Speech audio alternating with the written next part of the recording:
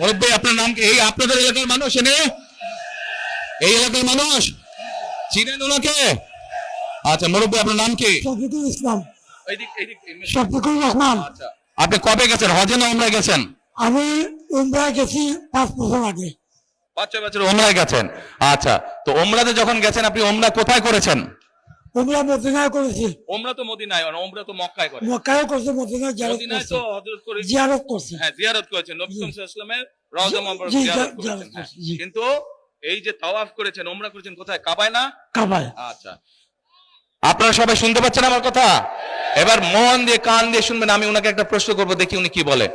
আচ্ছা মুরব্বী বলেন তো আমাকে, এই যে কাবায় আপনি গেছেন, আল্লাহর ঘর না ওটা?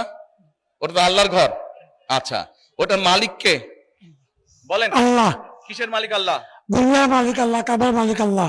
কাবার মালিক আল্লাহ, আল্লাহ। দুনিয়ার মালিক আল্লাহ, আল্লাহ। আমাদের আর মালিক আল্লাহ। কিসের মালিক আল্লাহ? আমাদের মালিক আল্লাহ, রিজিকের মালিক আল্লাহ, সবকিছুর মালিক আল্লাহ। ঠিক আছে কথা? কথা ঠিক আছে? তার মানে এই দুনিয়া, এই যে সূর্য, এই যে চাঁদ উঠবে একটু পরে, চাঁদ সূর্য পৃথিবী যাই দেখি আমরা, সকল কিছুর মালিক কে? আল্লাহ রাব্বুল আলামিন হচ্ছে সকল কিছুর মালিক। আমরা কি দেখছি? আমরা দেখছি ওই যে একটা রাজনৈতিক দলের কথা বলেছি, যাদের ভূমিকা আমরা 50 বছর আগে দেখেছি। আমরা দেখছি এদের কিছু কিছু সদস্য আমাদের নিরীহ মা বোনদের বাসায় গিয়ে গিয়ে, মা বোনদের কাছে গিয়ে কিসের টিকিট বিক্রি করছে? টিকিট বিক্রি করছে, জানেন তো? হ্যাঁ, 1 মিনিট। আচ্ছা মুরব্বী বলেন তো, এই বেহেশত বা দোজখের মালিক কে? আল্লাহ পরমাধিকার। মুরব্বী বলেছে বেহেশত ও দোজখের মালিকও আল্লাহ তাআলা। আপনারা একমত?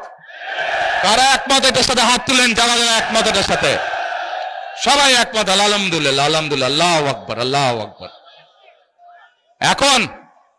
এখন আমার প্রশ্নটা আপনাদের কাছে, যার মালিক একমাত্র আল্লাহ রাব্বুল আলামিন, সেটা দেওয়ার ক্ষমতা মানুষ কি রাখে? তাহলে যে মানুষ কে বলে বেহেশতের মালিক আল্লাহ তাআলা, দোজখের মালিক আল্লাহ তাআলা, কে কোথায় যাবে সেটা সিদ্ধান্ত একমাত্র আল্লাহ তাআলা নেবে। তাহলে যারা গিয়ে বলে যে তাদেরকে ভোট দিলে বেহেশতে যাবে, এটা কি হতে পারে? মুনাফিকি না, এটা রীতিমতন শিরকি, শিরকি, শিরকি। আল্লাহর সাথে তারা তুলনা করছে। কাজেই 71 সালে তারা তো মানুষ হত্যা করেইছে। এখন তারা আবার বহু মানুষকে বিভ্রান্ত করে তারা শিরকির অংশীদার করছে। কত বড় মুনাফিক, কত বড়! তাহলে চিন্তা করেন, যারা এই ভোটের আগে আপনাদের ধর্মে, আমাদের বাংলাদেশের মানুষের ধর্মীয় অনুভূতির আঘাত করে মানুষকে ঠকাচ্ছে, এরা যদি কোনোভাবে, আল্লাহ মাফ করুক আল্লাহ না করুক, কোনোভাবে যদি ক্ষমতায় যেতে পারে, এরা কিভাবে মানুষকে ঠকাবে চিন্তা করেন।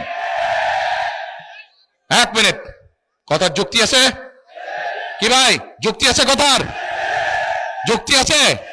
এই শিরকিওয়ালাদেরকে, যারা শিরকি করে, এদেরকে বর্জন করতে হবে, মানুষকে সচেতন করতে হবে।